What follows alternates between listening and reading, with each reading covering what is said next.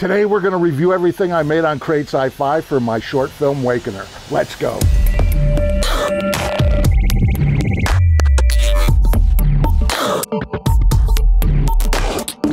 Hey, how's it going? Anthony Fro here, Create Sci-Fi. Well, today is very exciting. Today I'm going to review all the stages of Wakener, all the videos that we made on this channel that went into my sci-fi short film Wakener. And the reason why is I'm going to release it here on the channel next Friday. So subscribe, hit that alert bell, and please, once it comes out, share it with your friends on social media. So the reason that it takes so long is that we've been on the festival circuit and we've done very well. We got at the Miami Sci-Fi Festival recently, we got the best horror sci-fi film, which was amazing. And then my personal favorite, you've heard me talk about on this channel before, Film Quest, we won best visual effects, which was such an honor. Let's take a look at that.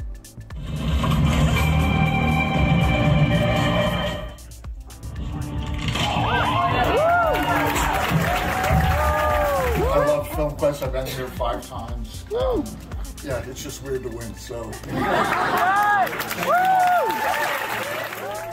That was really a great moment, and I shared that with Clint Carney and James Bonner, the visual effects artists on the film. So again, it's going to be premiering next week. If you're watching this video in the future, it's still a great companion where you can see everything that went into that film, so you might in the future watch the film and come back to this video. But if you're watching in real time, again, it's next Friday, right? And there'll be all links and alerts below. All right, so let's take a look at the trailer for Wakener, just to sort of get our minds wrapped around what we're talking about.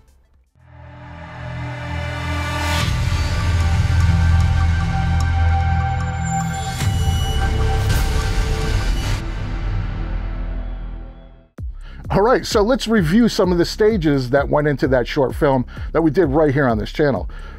Right out of the gate, I worked on a short script, and I actually have a video of sort of free writing and how to generate a short film script. This was before AI, so it's good to know sort of both ways to approach that. And then here's that video. And then I just go into Google Docs or Word doc, and then I just expand on those points that I just went over. And I try to write, like, because it's a short film, I try to write like a paragraph for each one. So now I've expanded on that and I have sort of a paragraph for each one. So now I'm going to start breaking it down to interior, exterior, action, he said, she said.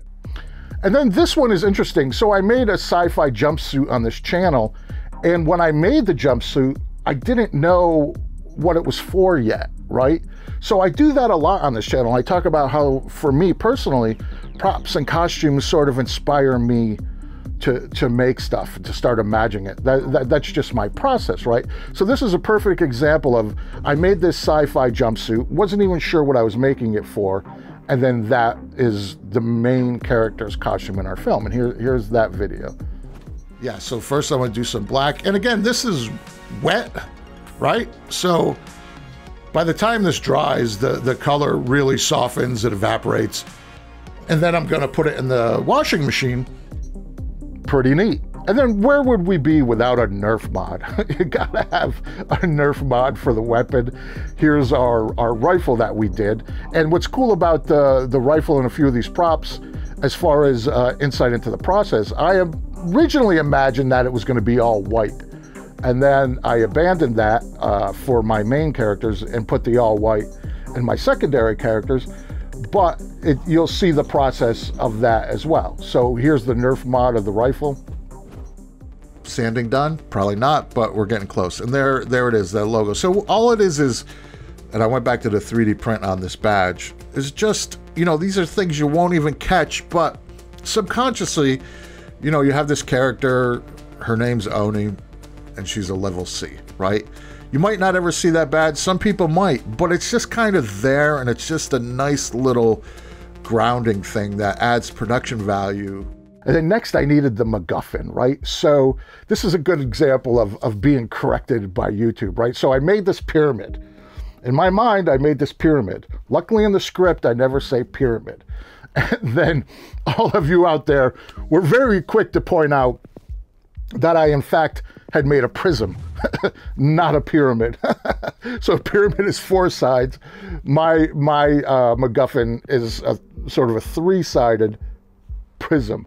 So thank you, YouTube. When I went out on the road with this, I said, oh, the prism, where I would have said pyramid. So thank you. So this was a really fun problem. Taking the aluminum tape, right? So what this is going to do is it's going to give it a metallic finish. But the main reason for using this is what it's going to do is where we have those indentations where the symbols, letters, sigils, whatever you want to call them, are, they're going to take on that shape. So this one is cool. So this one is the tool belt. My main character is a space mechanic, right? So I went through this whole process of what is a futuristic, tool belt. And then I ended up just going to Harbor Freight and buying an actual tool belt. And then I modified it to make it look a little more appropriate for a sci-fi film. But this was a pretty cool process too. So check out this. And it's a tool belt, right? I think that's the 5th time I said it, like, wow. And then these are glue sticks. I was just looking for stuff to like stick in the pockets. And I was like, oh, these colored glue sticks. These are kind of like filler. There's my knitting needle. I don't know why, it makes me happy that that's a knitting needle until the actor puts it on and steps onto my set, then it's something else. So now, as far as the machine rolling of filmmaking, I'm making the props, we're scheduling, but in the meantime, I'm developing and rehearsing the scenes with the actors. So I gave a little insight into the scene development, sort of from almost from a table read right into the finished film. So that's interesting to take a look at, and that video's here. So we go into the space and we actually get it on its feet, right? Just by like shaking it out. Again, they're not really acting, they're just sort of patting their head and chewing gum. I'm walking here, I'm looking here, the lines and stuff. So let's just look at like the first rehearsal, just up on its feet. Answer your call. Roger that, Control. Prime objective understood. So now I needed to start thinking about sets, and I needed like a council for my sort of secondary characters. So I was thinking like Space 1999, and I found this gigantic laundry soap container, which was perfect. I found that at a home center, and then I sort of built the whole thing around that. And yeah, I think it came up pretty good. So let's take a look at that. I'm shooting in 2 days. Now it's probably 3 days till I shoot. So just got to keep rolling with it, keep rolling with it. So then I just went over it with a 220 just to even that all out, right? And then, once you put paint on it, again, it'll be fine.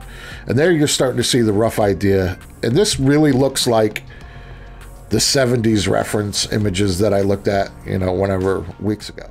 Now this next one was really cool for me. I have a reactor, like a ship engine. And when we were talking about producing this film, it was always going to be probably in Blender, like a 3D asset.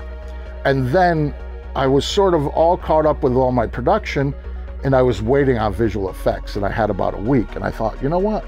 Let's just make that engine, and I'll get together with the DP. And I talked to the guy that we rented the location from, and I got a couple hours there, and I just made this, and we shot it practically. And that's something I've always wanted to do. I don't typically shoot like practical set pieces. Usually these days it's more cost efficient to do it in the computer. So I made this out of a fish tank and some parts from a local scrapyard here. And yeah, this is a pretty neat video. And again, like I said, testing the lights always, because right, you could get to this stage and there's a pretty good chance that all of a sudden things will stop working. But that's looking good. Like I'm really happy with that. Like I find when I'm sort of under the gun, I usually end up getting a good look. And that's actually what I was going for. So here we are on set, right? These are the beauty shots. I'm going to give it to you. So there, that's the DP John. I've showed you before sets on a budget. We made this wall out of lunch trays, which these are actually in the secondary characters' locations, so look for these. They're painted white. At this location, Jim Logan introduced me to these.